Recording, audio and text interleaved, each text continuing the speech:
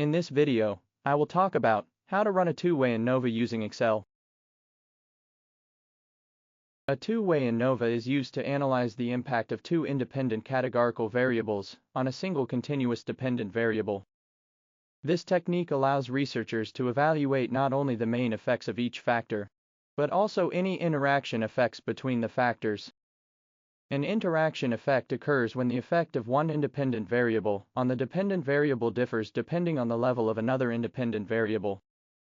Assumptions are similar as one-way ANOVA. First, all groups are normally distributed. Second, all groups have the same variance. Third, all the data are independent.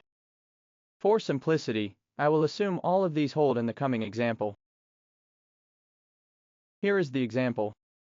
A researcher wants to investigate the effects of two factors, diet type and exercise level, on weight loss. So, diet types, including vegan and omnivore, will be the first factor. Exercise levels, either low or high, will be the second factor. The researcher collects data from participants assigned to different combinations of diets and exercise regimens. The weight loss after 8 weeks for each group is recorded. Determine if there are significant differences in weight loss based on diet type, exercise level, and their interaction using a significance level of 0.05. The null hypotheses state that there is no effect of diet types and exercise levels on weight loss respectively, and also no interaction between them on weight loss. The alternative hypotheses will state the opposite. In total, there are 3 statements to be tested simultaneously.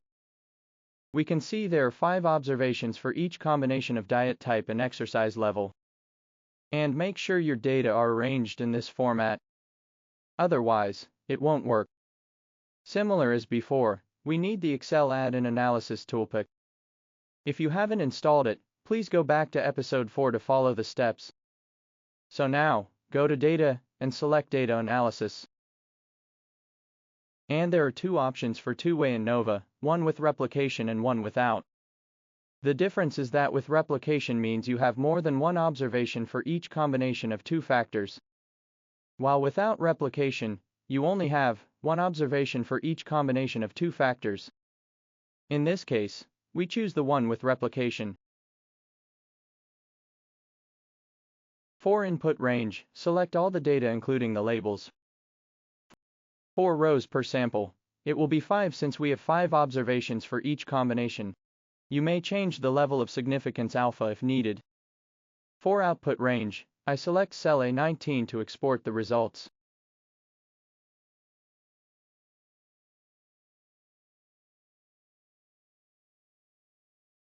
For conclusion, we simply look at the last table. The first row refers to the row factor, i.e., exercise level. We have the F statistic and the p-value respectively. Since the p-value is less than 0.05, we reject the second null hypothesis. There is an effect of exercise level on weight loss. The second row refers to the column factor, i.e., diet type. We have the F statistic and the p-value respectively. Since the p-value is less than 0.05, we reject the first null hypothesis. There is an effect of diet type on weight loss. The third row refers to the interaction effect.